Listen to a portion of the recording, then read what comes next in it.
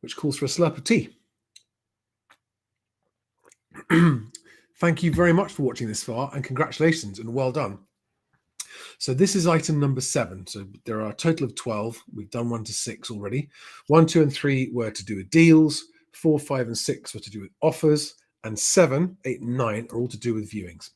And today is the first priority when it comes to viewings, which is following up your completed viewings. And this is something that's time sensitive and it's very important. When you have a really thorough routine of following up viewings, not only on time, but thoroughly, it results in getting more offers, getting them sooner, catching buyers' interest before it wanders off somewhere else, and also providing really good feedback for you to have a conversation with your client that's going to make things better no matter what's happening. So every viewing that's completed, and I know it can be difficult to get hold of the buyers sometimes, but it's really important to do so. And it's important to do this in the right order as well. As with the whole DOVI system, the whole idea of the DOVI system is sticking to this sequence. So you've followed up, you've done your deals, you've done your 3 deal checklist items, you've done your 3 offer checklist items, you're now into viewings. And the first one is, what viewings have you done where you haven't yet spoken to the applicant afterwards to find out 1 of 3 things? Do they want to offer? If so, what's their offer? Number 2, if they don't want to offer, would they like to book a second viewing?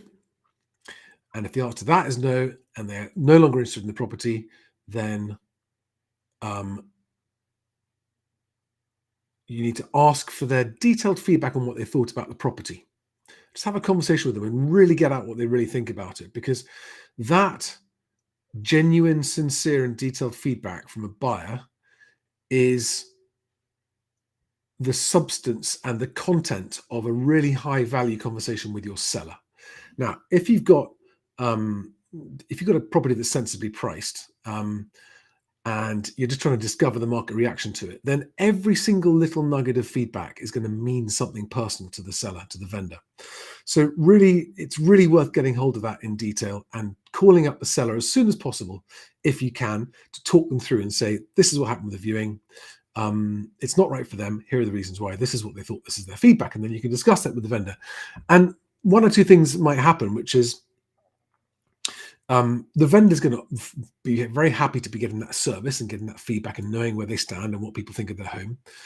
But also, if a price reduction is needed, these conversations are absolutely key to helping you get them to be comfortable with price reductions should they become necessary. All right. So every viewing that happens is a positive opportunity for you with your client to move closer to a deal, even if it's not with that particular buyer. All right. So checklist number 7, viewings followed up. Do they want to offer? Do they want to do a second viewing? If not, what's the feedback on the property that you can pass back to your client to improve the relationship with the client and maybe get them ready for a price drop if that's needed. Right. Thank you very much for watching item number 7. Next up will be item number 8, which is the second, is viewing step number 2. Until then, I'd be grateful if you haven't already done so. Make sure you are registered for 4th of September, BestAgent Day. Just Google BestAgent Day or look at the link below to get your early registration bonus and get your. It's a free day. It's an all-day conference with fantastic speakers and amazing topics, all centered around ending overvaluing and halving transaction times, and having some really tough conversations about the things that need to change in the industry without waiting for the government to change them or anyone else, things that we, the industry ourselves, can start to bring about.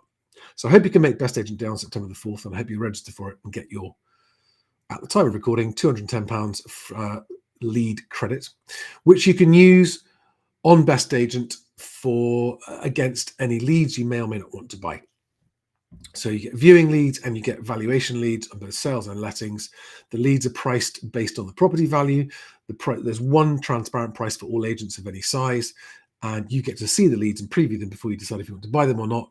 And the lead credit that you get for registering for the event, you can use towards those leads should you get instructed, or should you want to accept a viewing request that comes via BestAgent.